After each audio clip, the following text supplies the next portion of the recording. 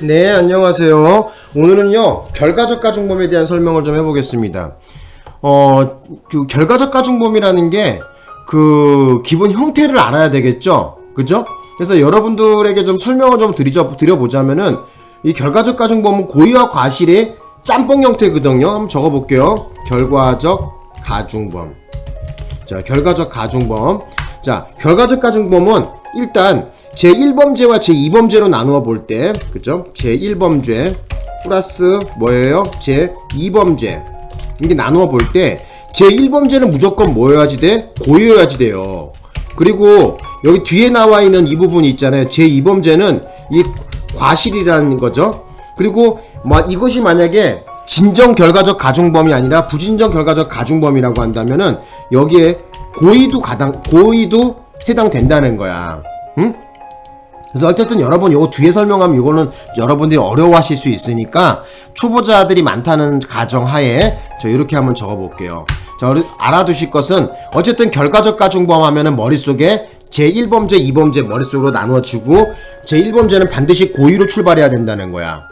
그죠? 그래서 예를 들면 어떤 게 있어요? 예를 들어서 한번 설명을 해보자. 예를 들면은 뭐예요? 폭행의 고의로 만약에 주먹으로 피해자를 때렸어요. 근데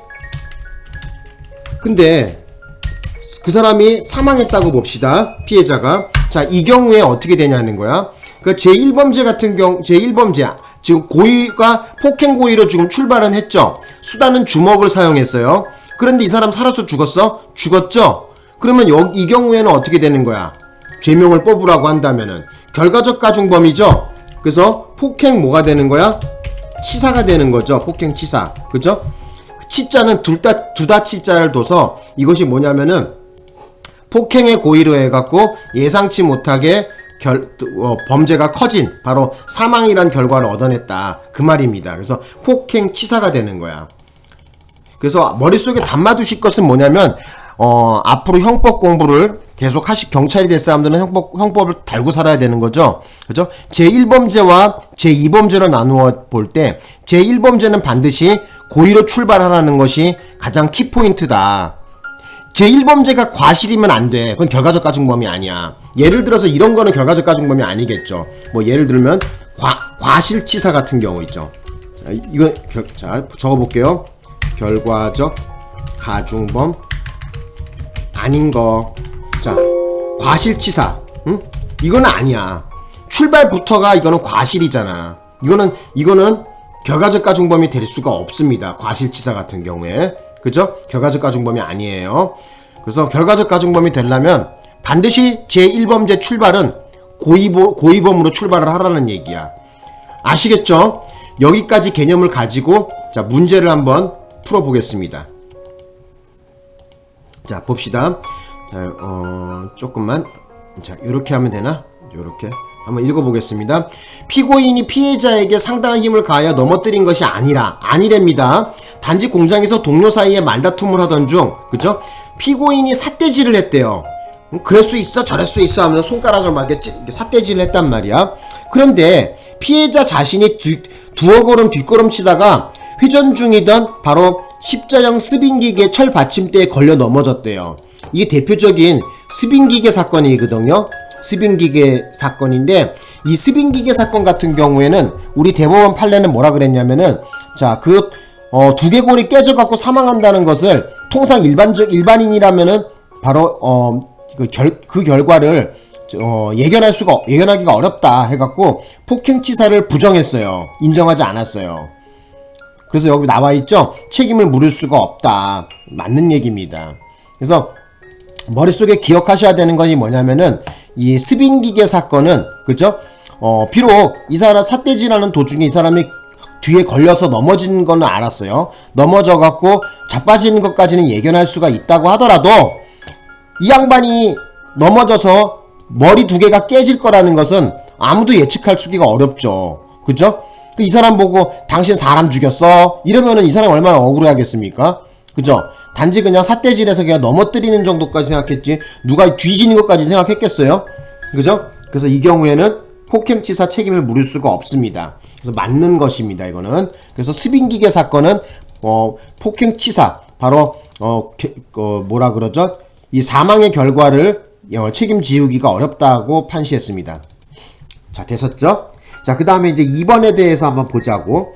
자, 2번에 보시면은 고의범에 대하여 더 무겁게 처벌하는 규정이 없는 경우에, 자, 제1범죄 출발부터 제1범죄에 더 그 1범죄가 좀 약해, 그죠? 그래서 무겁게 처벌하는 규정이 없답니다.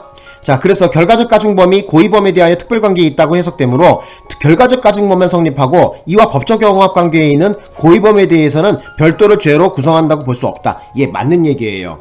대표적인 사례 샘플을 여러분이 기억하셔야 돼. 우리가 시험 준비할 때는 이렇게 말로 나온 거 있잖아요. 반드시 샘플을 알고 있어야 돼. 예?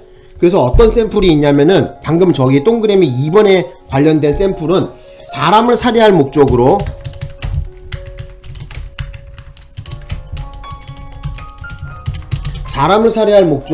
현주건조물에 방화했단 말이야. 현주건조물에 방화했어요. 그래서 이 사람이 살았어, 죽었어? 죽었어요. 죽었다. 자, 이 경우에 죄명을 한번 뽑아보라고 한다면은, 자, 일단 여러분 여기 한번 이걸 분석해 봅시다. 일단 사람 죽이는 거는 뭐죠? 사람 죽이는 건 살인죄죠. 살인죄는 몇 년 이상이야? 5년 이상의 징역이 있죠. 근데 현주건조물 방화치사, 현주건조물에 방화해서 죽이는 범죄는 뭐예요? 사람 죽이는 범죄는 이거는 7년 이상의 징역이죠. 그죠?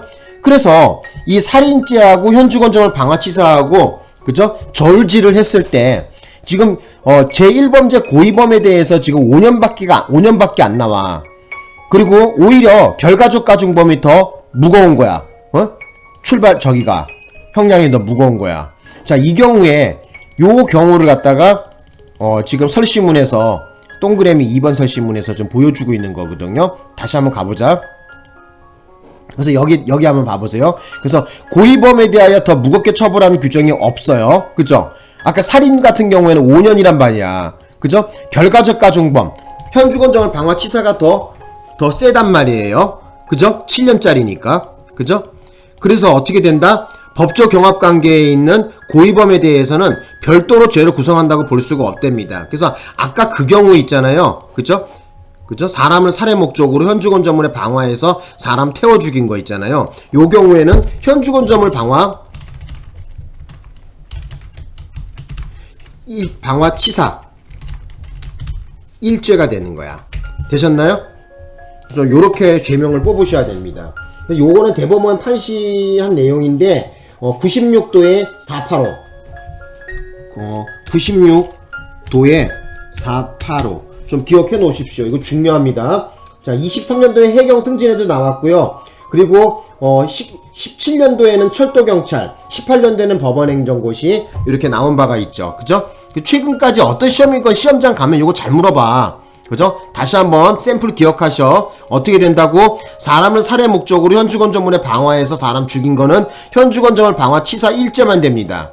그래서 머릿속에 조심하셔야 될 건 뭐냐면은 사람 살해 목적으로 해갖고 뭐 했다 해갖고 살인죄 하나, 현주건조물 방화치사 이 따로 국밥이 아니라 그냥 어떻게 된다?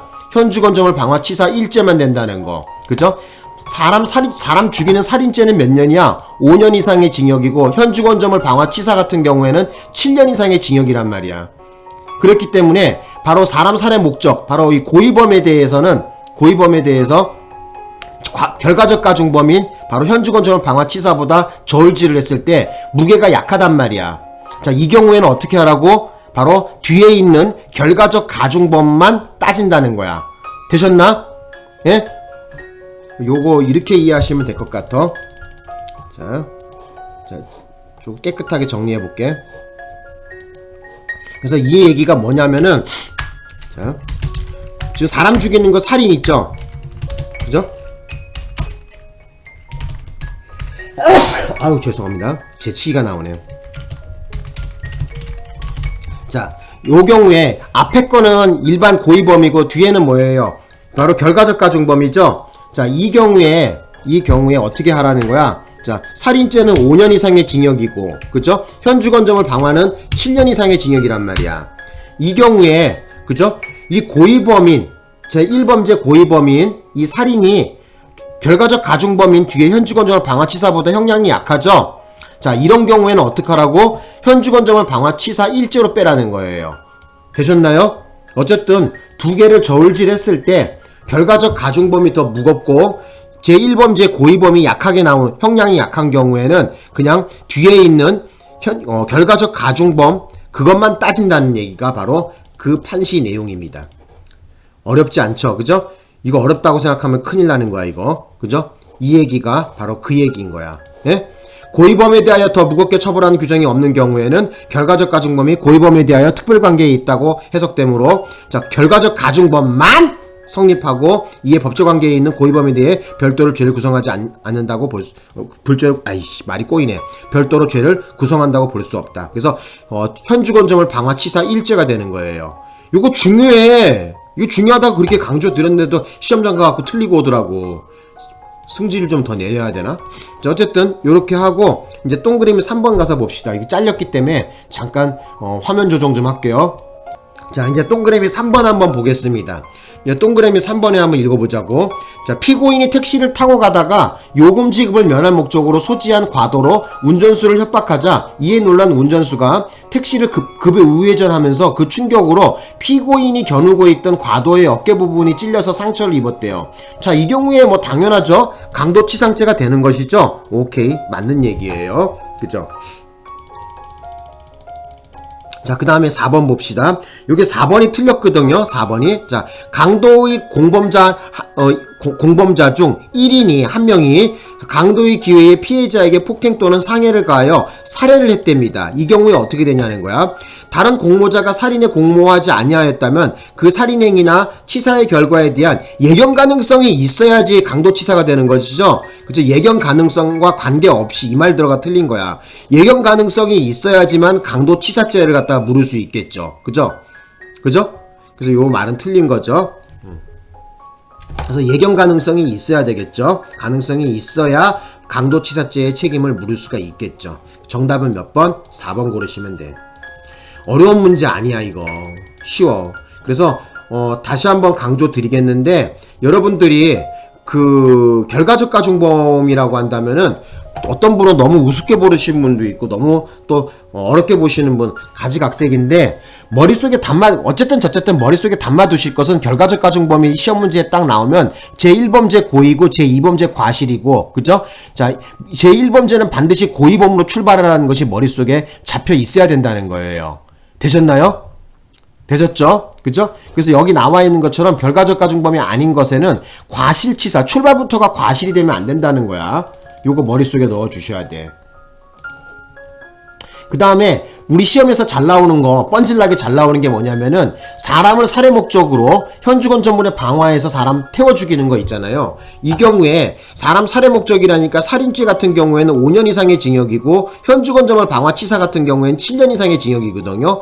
두 개를 저울질을 했을 때, 자, 앞에 고의범이 형량이 무거워, 결과적 가중범이 형량이 무거워. 결과적 가중범이 형량이 무겁죠? 그죠? 이 경우에. 자, 이런 경우에는 굳이 앞에 사람 죽이는 이 살인죄에 대해서는 별도로 따지지 않고 뒤에 있는 바로 결과적 가중범만 따져갖고 현주건점을 방화치사 일죄만 된다는 거예요. 판례번호 96도에 485 머릿속에 기억해 놓으시면 되겠죠. 자, 어렵지 않죠? 요렇게 정리하시면 돼. 만약에 이렇게 들어도 이해가 안 가면은 내 영상 수십 번 돌려봐. 그러면 되는 것이죠. 그죠? 이것만큼 더 쉽게 어떻게 강의하냐? 그죠? 예. 학원 가도 나처럼 이렇게 깔끔하게 설명하는 사람 잘 없을 거야. 어쨌든 물론 뭐 더 좋은 실력 갖고 계신 분도 많이 있겠죠. 그죠? 그래서 어쨌든 요렇게 좀 정리하시고 오늘 수업을 마칠까 합니다. 어때요? 마칠까요? 네. 아, 그리고 이 승진 문제는 네이버 카페에 이선주 경찰공부 거기다 올려놨어요, 제가. 아니면은 네이버 검색해서 공기출이라고 있어요. 거기 가서 거기 가면은 기출문제 엄청 많아요. 그 출력해서 보시면 됩니다. 예. 자, 오늘 수업 여기서 마치겠습니다. 고맙습니다. 아, 맞아. 하나만 더. 뭐예요. 많은 분들이 음악이 필요하다고, 여기 배경음악이 필요하다고 그래. 그래서 어쩔 수 없어. 내가 배경음악을 넣는다 뺏는다 막 고민 많이 했는데, 모르겠어요. 많은 분들이 배경음악이 있는 게 좋다고 한다고 합니다. 그래서 그것 때문에 신경 거슬려서 공부 안 되시는 분은 그냥 다른 선생님 강의 들으세요. 그냥 모르겠어요. 나도 구독자 이거 신경을 써야 되거든요. 그러니까 그거 개인 한 명 때문에 내가 그걸 없애기도 그래요. 그리고 보니까 그 영상에 뭐라 그러죠? 배경음악 없다고 해갖고 조회수가 많이 나오고 그런 것도 아니더만. 그죠? 어쨌든 그래. 그러니까 저번에 댓글 달아주신 분 좀 미안해. 스미마생 하고 좀 이해해줘. 예, 마칠게요.